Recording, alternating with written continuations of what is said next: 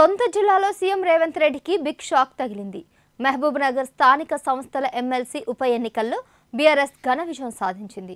ఆ పార్టీ అభ్యర్థి నవీన్ కుమార్ రెడ్డి 111 ఓట్ల మెజారిటీతో విజయ దుందుభి మోగించారు. మొదటి ప్రాధాన్యత ఓట్లతోనే ఆయన గెలుపొందడం విశేషం. ఈ ఎన్నికల్లో బీఆర్ఎస్కు 763, కాంగ్రెస్కు 652 ఓట్లు పోలయ్యాయి. ఇండిపెండెంట్ అభ్యర్థికి కేవలం 1 ఓటు మాత్రమే దక్కింది.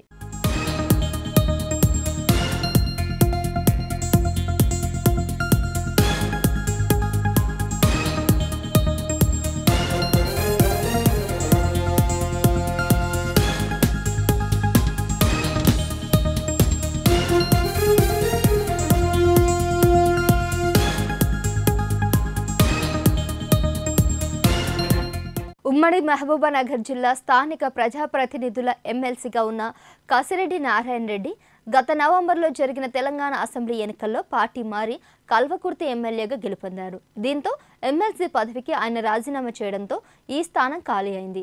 మార్చి 28న ఉమ్మడి జిల్లా వ్యాప్తంగా 10 పోలింగ్ కేంద్రాలలో ఎన్నికలు నిర్వహించారు.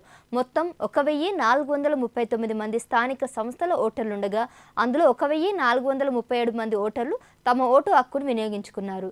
99.86% పోలింగ్ నమోదైంది. నువ్వా నేనా అన్నట్లు సాగిన ఈ ఎన్నిక ఫలితం ఏప్రిల్ 2వ తేదీనే రావాల్సి ఉంది. అయితే ఓట్ల లెక్కింపు జరగాల్సి ఉన్న చివరి నిమిషంలో వాయిదా వేస్తూ కేంద్రం ఎన్నికల సంఘం ఉత్తర్వులు జారీ చేసింది.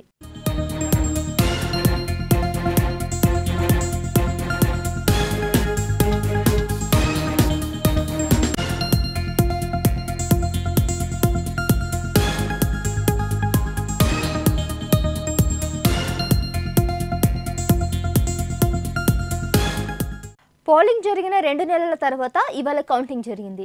మహబూబానగర్ స్థానిక ప్రభుత్వ బాలుర జూనియర్ కాలేజీలో జరిగిన కౌంటింగ్లో మొత్తం 1437 ఓట్లు పోలవ్వగా అందులో 21 ఓట్లు చెల్లనివిగా అధికారులు నిర్ధారించారు.